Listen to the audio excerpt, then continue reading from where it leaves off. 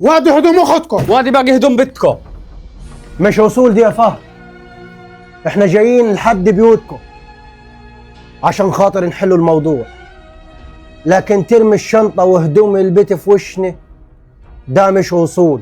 اصوليه اللي انت جاي تحكي فيها انت واخواتك، كان علمت بيتكم الاصول.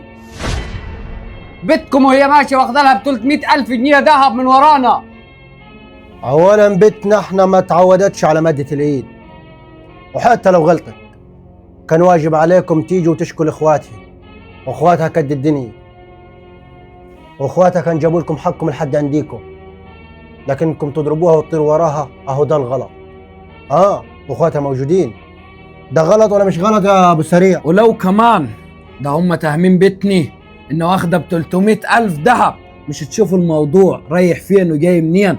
فعيب الكلام دي. يمكن تكونوا ظالمين. لا ما ظلمناهاش يا هيثم، اختك في البيت روح اسالها. وما كانش حد غيرها في البيت هاني، هيكون مين اللي خدهم يعني؟ ولا يكون حتى ما يجينا غريب يا هيثم. لا مش معجيكم حد غريب، بس ده معناه انه مش اختي اللي خدت الذهب. وعلى فكري ان بعد الظن اسم، حرام الظن.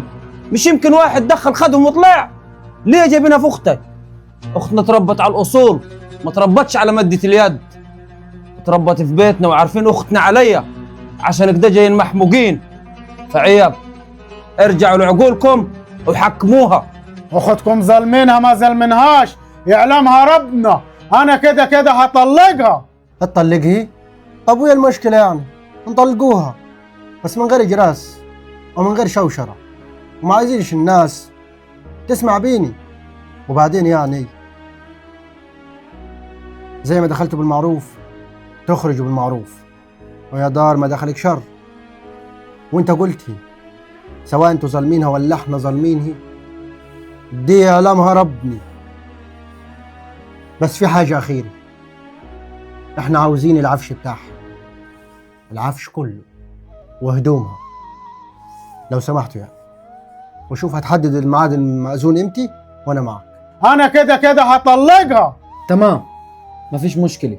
شوف هتحدد ميعاد المأذون امتى واحنا معاك. وزي ما قال لك اخويا هيثم، احنا مش هنسيبوا لك اي حاجة في الشقة. قل معايا مؤمن. ويا رأيك انه حتى حساب المأذون هندفعه من جيبني؟ احنا مش هنلقولها لقمة؟ يلا يا ابو. عفش اللي جين تاخدوه ده؟ هي لما دخلت بيتي ما دخلتش غير بالشنطة. ليه؟ مش العفش من حق الزوجي؟ لو كمان حتى العفش عايز تاخده؟ لا، اللي احنا طلعنا عليه وعارفينه من زمان ان الزوجة هي اللي تاخد العفش بعد الطلاق. قل يا مؤمن يلا.